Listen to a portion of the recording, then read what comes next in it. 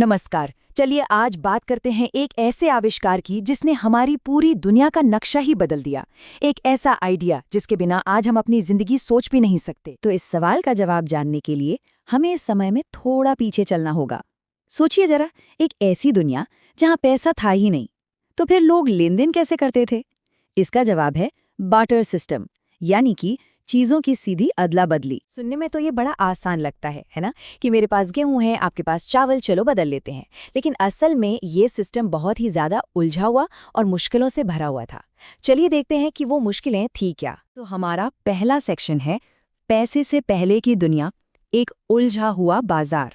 अब देखिए, barter system में यूं तो कई दिक्कतें थीं, जैसा कि यहाँ दिख रहा है, लेकिन इन सब में जो सबसे बड़ी, सबसे बुनियादी मुश्किल थी, वो थी पहले नंबर वाली। इसका सीधा सा मतलब ये हुआ कि लेन देन के लिए आपको एक ऐसा इंसान ढूंढना पड़ता था जिसके पास वो चीज़ हो जो आपको चाहिए, और मज़े की बात ये है कि उसे भी ठीक वही चीज़ चाहिए हो जो आपके पास है। इस असली कहानी को जरा देखिए, कितनी मजेदार है। लेफ्टिनेंट कैमरन को बस एक नदी पार करनी थी, लेकिन नाव वाले को चाहिए था हाथी दांत। अब कैमरन के पास तो कपड़ा था, तो उन्हें पहले एक ऐसा आदमी खोजना पड़ा जिसे कपड़ा चाहिए था और जिसके पास हाथी दांत था।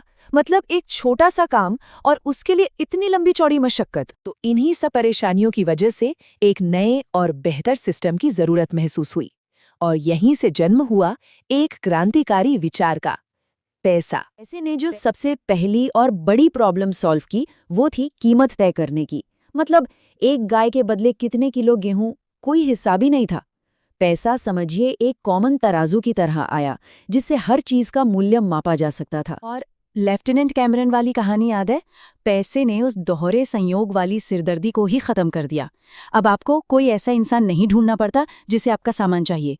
आप बस अपना सामान बेचकर पैसे ले सकते हैं, और फिर उन पैसों से अपनी जरूरत की चीज खरीद सकते हैं। एक और बड़ी बात, आप फल, सब्जी या अनाज जैसी चीजों को जमा करके नहीं रख सकते, वो तो खराब हो जाएंगी। लेकिन पैसा, उसे आप भविष्य के लिए आसानी से बचा कर रख सकते हैं, वो खराब नहीं होता। हाँ, पैसे के इन 4 खास कामों को याद रखने का एक बहुत ही आसान तरीका है ये छोटी सी कहावत: माध्यम, मापन, संचय और भुगतान। लेकिन पैसा हमेशा से कागज के नोट या सिक्कों जैसा नहीं था।